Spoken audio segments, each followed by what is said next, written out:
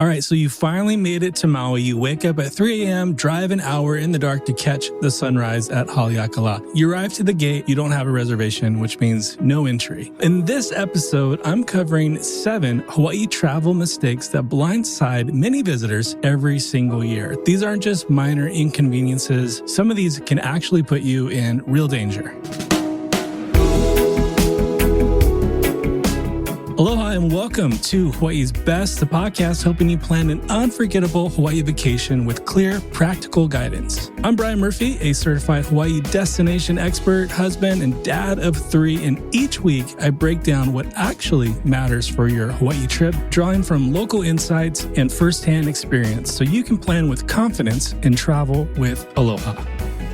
Well, welcome back. You made it to episode 211, and we're covering 7 Hawaii travel mistakes that most visitors don't see coming, and even those who have traveled to the islands a few times. On the podcast, we've covered a lot of the obvious stuff, don't touch turtles, make sure you wear your sunscreen, and that's all important. But today I want to talk about the mistakes that actually blindside many people, and the ones where you're maybe standing at a trailhead being turned away, or worse, you're in a situation where your safety is genuinely at risk. And maybe you're thinking to yourself, how did I even get to this position? Well, I'm going to help guide you through these mistakes to help equip you for your trip to Hawaii. And before we jump into the first one, if you happen to be heading to the big island of Hawaii in the next week or two, something to keep your eye on. You've probably seen Kilauea, the volcano there, erupting a lot. I've never seen anything like this, just the amount of eruptions that are happening. And the Hawaiian Volcano Observatory is forecasting that the 42nd lava fountaining event could begin somewhere between February 11th, which is tomorrow, February 11th through the 14th. And the volcano alert level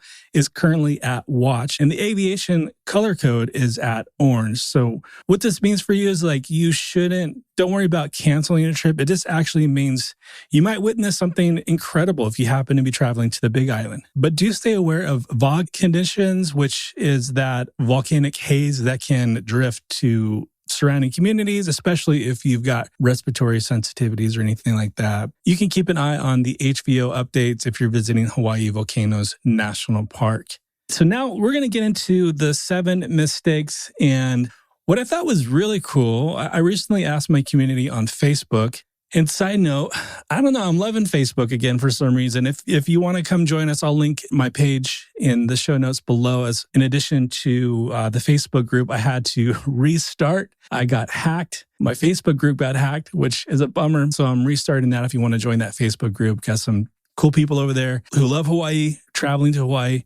But anyways, I asked my page on Facebook what mistake caught them off guard on their first Hawaii trip. And I thought their responses were really cool. I wanted to share those with you. Some of these mistakes we will cover, most we won't. So that's why I wanted to front load you with some of these mistakes from over on Facebook, which had almost 100 comments on this post. But the biggest one was treating Hawaii like Disneyland, meaning trying to check off every single thing off the list instead of actually experiencing the islands. Another huge mistake was overpacking. Someone shared their perfect packing list, which is super specific: 2 shorts, 3 shirts, walking shoes, sandals, 2 bathing suits, sunscreen, and toiletries. And that's it. And I agree with that. That's pretty much what I pack. I usually do a carry-on, but we do 1 check because I don't want to have to worry about toiletries and sizing everything down for the carry-on. So we just pretty much, our check bag now is toiletries. All right. And then there was another one. I've heard this one before, and that mistake of only staying or hanging out around Waikiki. Maybe Waikiki is your budget, and that's totally fair. It's one of the cheapest, most reasonable places to stay in all of Hawaii. But the mistake is just staying in Waikiki and not traveling out and exploring the rest of the island. I thought those were cool. Go ahead and join us over on the Facebook page and Facebook group.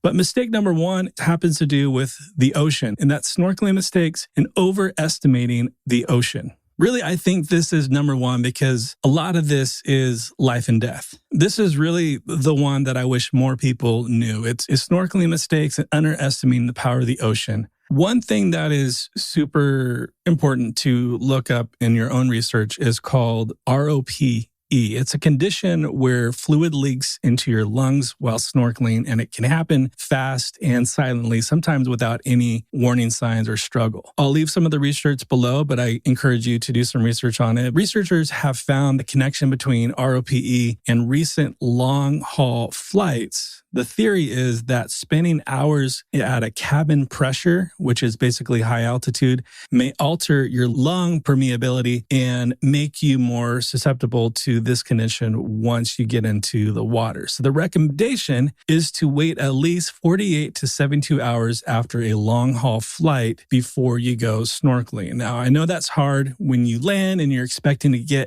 maybe you want to go snorkeling right away when you get in, but I would highly recommend to do some of this research on your own, make your own judgment on this. But I would definitely recommend, from my research, to wait at least 48 to 72 hours, ideally 72 hours. And the second rule is to never snorkel alone, no matter how good you are or how experienced you are. Always have a buddy. And one of the rules is, I talk about a lot is the 10-minute ocean rule. If you look at the water for 30 seconds and decide it's calm, you're making a mistake. The swells arrive in cycles, and you might see a 15-minute lull of calm water followed by a massive set of waves. So watch for at least 10 minutes before you decide conditions are safe enough to enter. And like I always recommend is to do all this at a lifeguarded beach, somewhere that is staffed with lifeguards. And if this is helpful for you already, I've also put together a free PDF guide that covers all 20. We're only doing 7 in this episode, but I did 20 of the most common Hawaii travel mistakes. It's way more comprehensive than the time we have right now into one episode. I'll drop that link in the show notes below. First link, go in and grab that. All right, mistake number 2 is trying to visit too many islands. Island hopping within a 7-day trip is a lot. And I see this all the time. Someone books a 7-day Hawaii trip and they're planning to hit Oahu, Maui, and then Kauai or something like that, or Big Island. And I get it. You want to see everything. Maybe this is a once in a lifetime trip. But here's what people don't realize is that while inter-island flight might only be 25, 30 minutes, 45 minutes in the air, the actual, door-to-door transfer from your hotel checkout to TSA, to the flight or baggage claim, to get your rental car and to get into your new hotel, that's easily 4.5 to 6 hours minimum. That's half your day, basically. And honestly, if you're traveling with a family like we do, it's a lot of work. If my wife and I will visit, and if we just island hop, it's a lot easier. We still got to plan for that 4-6 hour, that's going to eat into our day. But if we're doing it with our 3 girls, that feels exhausting, almost as exhausting as that first flight over. So my rule of thumb is 1 island per week. If you've only got, 7 days, pick 1 island and go deep into that island and experience it. If you've listened to this podcast at all, maybe you remember back on episode 125, I did all about island hopping and helping you to decide what to do based on your travel conditions, who you're traveling with. So I'll link that up. Quick break from today's episode. Don't worry, this isn't a sponsored ad, and I'm not trying to sell you anything. I just want to say thank you for listening. If this podcast has been helpful for you at all, hitting follow on your podcast app is the best way to support it. It's free, and it helps more people plan better Hawaii trips. Thanks again for listening, and let's get back to today's episode. Show notes below. Mistake number 3 is treating top attractions as walk-up spots. This is something that I've had to learn over the past, 5 years or so, when a lot more reservations are starting to roll out. Hanauma Bay, Diamond Head, Haena State Park on Kauai, and Haleakala on Maui. These reservations open anywhere from 30 to 60 days in advance, and the most popular time slots obviously sell out the quickest. So I really love traveling to Hawaii as kind of we get there, see how it goes, go at our own pace. We still kind of do that because we've done a lot of these things, and we're traveling with older kids now. We have a couple teenagers and a 9-year-old. This last trip, we were all sick, so we just kind of, stayed in our room and quarantine the best we could. You can't just go to some of these popular spots and expect to just go ahead and get in. Hanauma Bay reservations open just 48 hours ahead of the day you want to go, and they're gone within minutes of that 7 a.m. Hawaii time release. And a little pro tip that catches a lot of people is screenshot your QR codes and your confirmations before you leave your hotel. Many of these remote sites have zero cell service. So I've heard stories of people getting turned away at Haleakala because they couldn't pull up their reservation on their phone because you just assume you're going to have cell service, but you're not. So don't let that be you. Screenshot it and you'll be good to go.